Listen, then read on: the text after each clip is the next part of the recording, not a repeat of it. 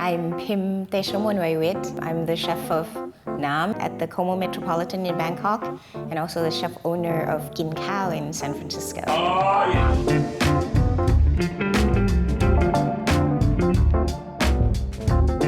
Let's see, how did I get to Nahm? I was approached at some point in the summer of 2017. Christina Ong, who's the owner of the Como, I was, very flattered that she thought of me, and I said no.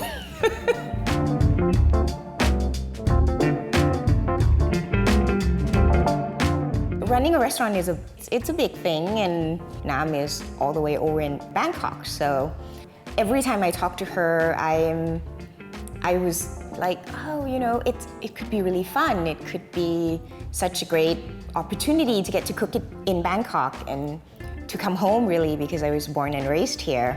And then I think about it a little bit more, and I was like, oh, it's in Bangkok. I live in San Francisco. So it sort of went back and forth for a while until she said I should just come over to just take a look.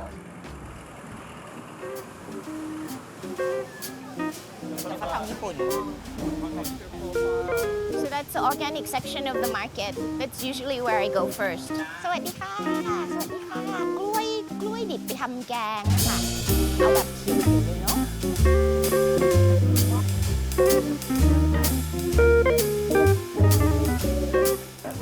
This is our cool bag. You need that for Thai market. The leaves are called bai liang. Comes up from the south. มาจากจังหวัดไหนนะคะที่นี่ไปเรียนแล้วค่ะชุมพร So these are from Chumphon, which is the southern part of Thailand. It's really long like that. Chumphon is about halfway down. And the leaves are really delicious. It's not too bitter. There's slight acidity to it, but not very bitter. It's great with just like tossing an omelette with a little garlic and fish sauce, obviously. So this is called Gloi Nam Wa. It's super, super nutritious. And it has a little bit of slimy texture. You kind of have to like it. And that one is Gloi Hak Mok. This is a different one completely. This we actually grill over charcoal. Nice. It makes really, really sweet. That one is a little bit like plantain. It's not great to eat alone. What really is so inspiring to me about cooking in Bangkok is definitely the ingredients that you can get here. As I said, the things that I struggle to find in the US, they're all over the place. In the US, we call these Persian cucumbers. That's good.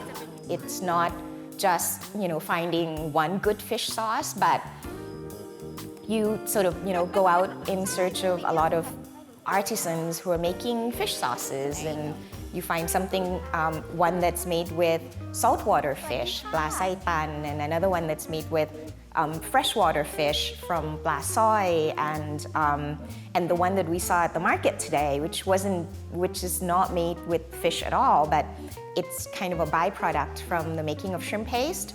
So it's made with little krill and shrimp. It's not even a fish sauce. It's made from little baby krill shrimp. They have different flavors. They say different things, really, and when you sort of use it in a dish, it tells a different story about a flavor. It's great that you find a good coconut sugar or palm sugar, and you talk to the farmer or the seller at the market, and he's like, yeah, if you want to buy more of this, you have to give me a few days ahead because I need to call my grandmother in the south because she makes them. And it's great because I think it's also kind of our responsibility to support these artisans who are doing things the old way. And if you make it commercially viable for them to do this and, to have a good business and to be able to make a good living, you can, they'll stay around in this profession and they keep making these delicious things that you can use in your cuisine.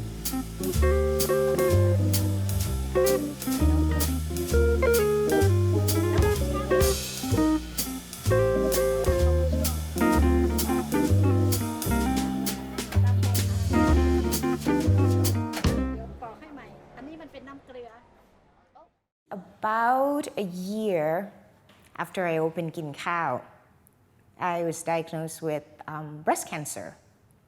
And it was a big shock, right? I mean, I've always been pretty healthy. I take good care of myself. I exercise, I do yoga, I eat good food, I don't eat junk stuff. But, oh, I have cancer. And Khao is my first restaurant. It really is my first job in the restaurant business. So getting diagnosed a year after I opened Khao was,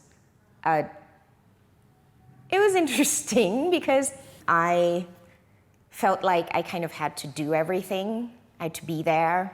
And then all of a sudden, oh, you have cancer. You kind of have to walk away and take care of yourself because it's a long process to get well again. So it taught me a lot. It taught me a lot about teamwork especially. It taught me to rely on other people, which was kind of a tough thing to learn, you know. I feel like I'm independent, I can do things. I didn't have to rely on anyone. And all of a sudden you have to just walk away, right? Sorry, can't come in today. I've got to go do stuff now. So it really taught me a lot about building a very strong team and making sure that you know, people will step up for each other. You know, you spend so much time together, and it's a high pressure environment, and you know, when you face a lot of that together, you definitely feel like you're a family.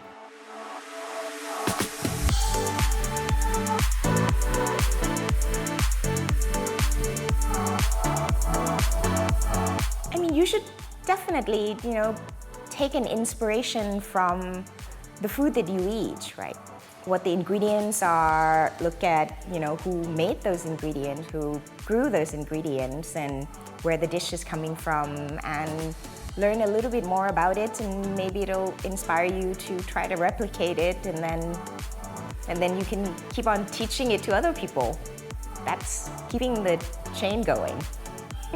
Come visit us in Bangkok or in San Francisco. Make a reservation though.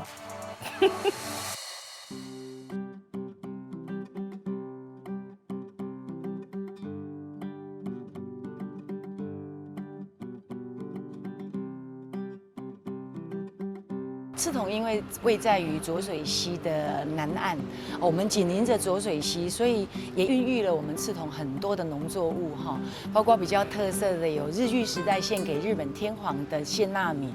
那第二个当然是气候，我们的气候常年是在20到28这个中间。那对于很多的植物，其实20度它是最适合生长的。那早晚又有一点的温差，所以它让很多的蔬果吃起来是比其他的地方会更爽口的。最重要的是，目前我们在推行的就是我们的乌龙椒，就是我们的香蕉。目前赤桶大概整个种植面积大概有100公顷。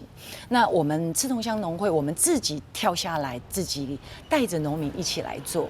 尤其在现在，我们又有年轻的青农回乡来了。那我们透过我们农会，我们其实每个月我们都会有课程。我想思维改变，行动才会改变，相对的提高。哦，那所以如果像现在政府在办那个香蕉收入保险，你们会有兴趣吗？这部分我们是有在考虑当中。我第2年是种了2甲，2甲，对，然后一直到现在第4年种了5甲，是，因为我看到你们的香蕉田跟别人不一样，你看每一颗香蕉都几乎一样大小，对对对，胖瘦高矮都差不多，哎，这个比生小孩还厉害。我今年38岁，对，那从事香蕉种植，今年是我第4年。缘起是应该我先生啦，因为他从小他们家就是务农，很典型的农家子弟。之所以会接触到香蕉这个产业，其实是因为我的林田边有一个蕉农，他是职业蕉农，但是因为他看我跟我先生长期都背着农药。对，就是背着农药这样在喷洒，他觉得说，为什么你们年轻人要这么的辛苦？我觉得成就感是让我感到从事香蕉生产这部分是感到最开心的一件事情，因为你从无到有，其实其实我觉得我自己也很幸运，因为我打从一开始，我的身边有很多就是已经累积20年经验的蕉农，对，他在旁边一直不断的指导我，不管是在管理上面或技术上面，对。哦，这写落伊个7轮8百，嘿，但是过一礼拜就只要接近8轮8，咱就爱挂。好啊，好。所以看巴肚嘛，做侪美感的呢。当然就爱看好势啊！你这金蕉吼，应该是拢差不多100度啦碰起来，嘿，咱就是只要接近啊。所以这个价格咱爱甲金蕉种好水。嘿，像咱这个金蕉接近35公斤，嘿，你若讲20块来讲，咱来种起来总嘛有6、7、8个，佫还好。重要是品质啦，对啊，你品质够好势，伊主人伊就是会回馈予你，有就有机会啦。但是你管理无好势，就是无迄个机会，你放弃嘛是无迄个机会。重点是管理啊，你著把这金蕉先管理好，安尼吼不管你技术是免哪行。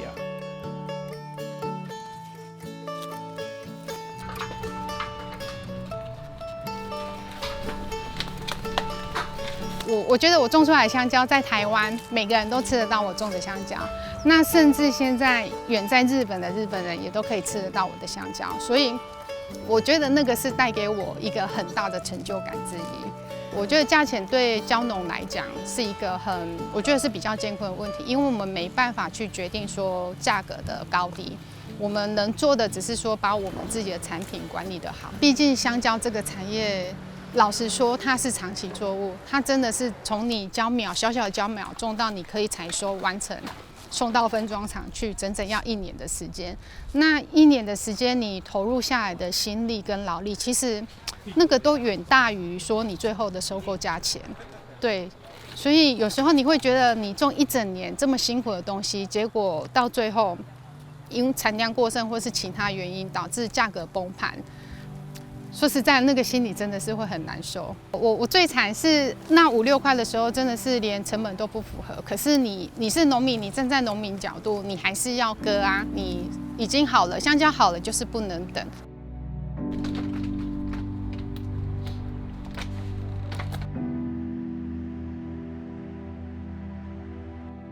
其实政府现在已经在帮忙很多了，因为光外销这一块，我就觉得它其实帮助了不少。那我们更希望它能够再拓展一些其他的外销市场，不单单可能只有日本，可能其他国家，希望它也可以帮我们开发出来这样子。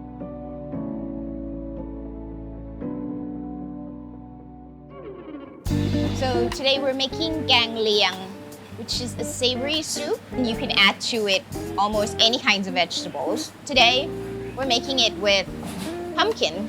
You can use any kind of squash or pumpkin really, as long as they have a good savory quality to it and not too sweet. And what you do is steam it first. If it's the kind of squash that the skin is edible, you can steam it whole and then cut it in bite-sized pieces. To this, I'd like to add some mushrooms, some young baby corn, and some green vegetables, and finish with lemon basil. Here's the dried shrimp. We dry and smoke it here on coconut ash, and then we pound it into a paste with a little bit of shallot and shrimp paste. This is pak wan, baby corn, and very important is bai meng lak, which is lemon basil. So you can see that these pumpkins are steamed until they're almost cooked through, but not quite. We're going to finish cooking it in the soup. The peel is edible, so you kind of want to cut it so that you keep the peel with every piece. Some mushrooms. You can cut it in any shape, really, but when you serve Thai food, we don't give people knives. So when you cut things, we like to cut them in bite sizes. And if you want protein in this soup, you could put shrimp or chicken or anything, but today I think we're just going to make it all vegetarian. So let's make a soup. chicken broth.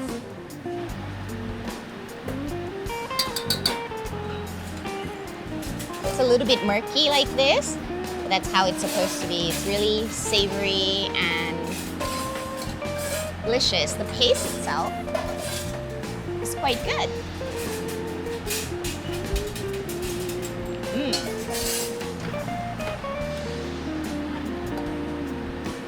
The pumpkin was partially boiled, so now I'm just going to finish it in the soup so that the flavor of the broth goes into the pumpkin. I have to be careful with fish sauce because the paste has quite a bit of shrimp paste in it. So don't add too much because it's going to be salty.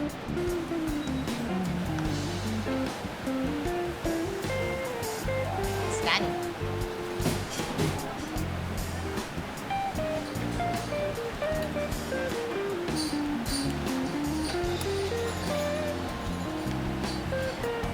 And that's finished. That's the soup.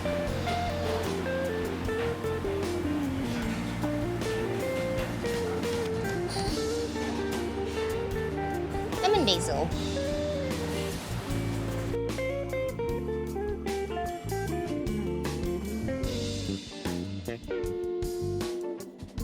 So the next one we're going to make is a curry. You can make this curry with curry paste that you can buy at the store. Green banana in there is really delicious. It adds a touch of sweetness, but not too sweet because raw banana doesn't have that much sugar, and it goes really well with the texture of the beef.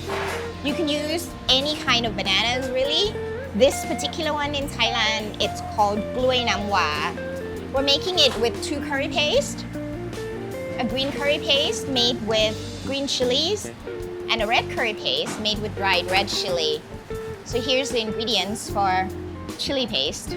Some mace, some star anise, some spices, galangal, shrimp paste.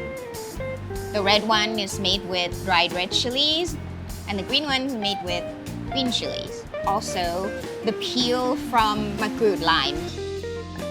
Before we can cook with this green bananas or raw bananas, we have to hard cook it. So you basically just boil it in regular water, just boiling water, until the skin begins to break. You want to get rid of some acridity from the green bananas. The beef cut that we use for this curry is called Scotch roll.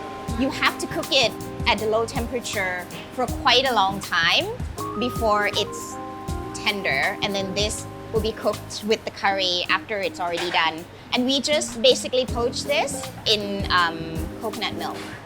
And also I'm going to add to the curry some young peppers and some yellow bell peppers for some color.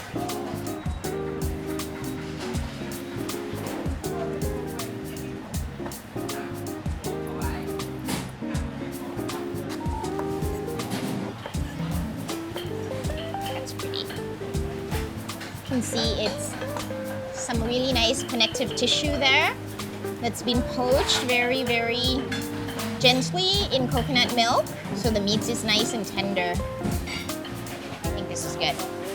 That's enough. So this is the banana. Now you can peel it.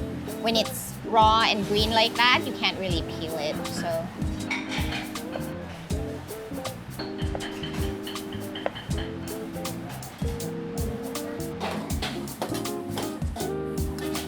okay, so curries. We're gonna start making our curry. This is coconut cream and coconut milk and some chicken broth. That's what we're going to cook our curries with. This curry is made with a mix of green curry paste, which you can buy, and a little red curry paste for color, and an added flavor. Of course, if you don't want it so spicy, you can use a little bit red curry paste. Just don't tell me about it.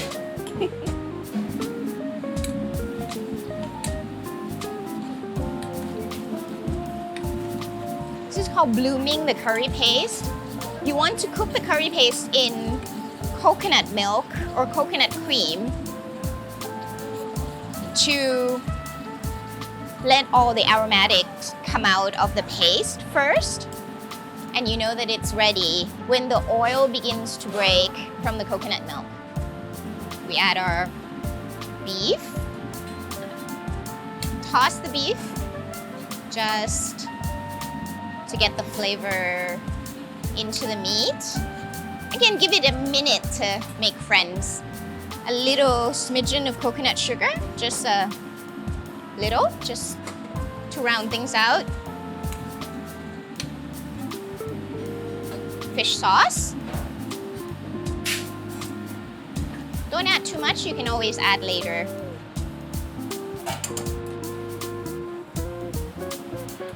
And now the bananas.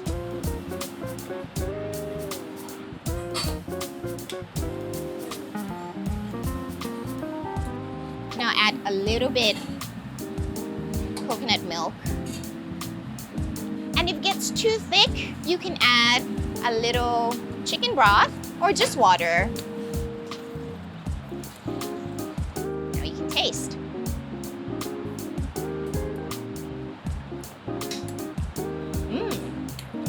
It's good. And be careful when you stir this because you don't want to mash your banana. You know that the curry is correct when there's a layer of oil broken out of it. Which is really funny. I tried to tell this to French trained cooks, and it's just painful for them to break the sauce. It's like just physically difficult. I was like, no, cook it more. You want to break the sauce. And it just seems like such a difficult thing for French trained cooks to do. But Thai cooks always want to break the sauce. Some of our peppers. The peppers doesn't need to cook very much, so I'm adding it when I think it's ready already. And then to finish, we're giving it a squeeze of makrut lime.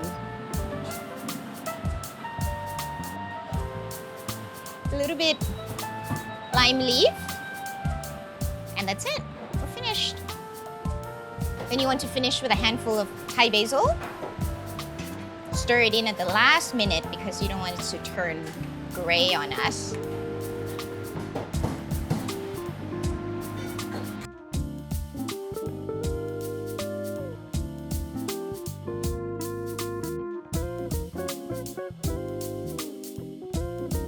I hope you had fun watching this, and I hope you try this at home.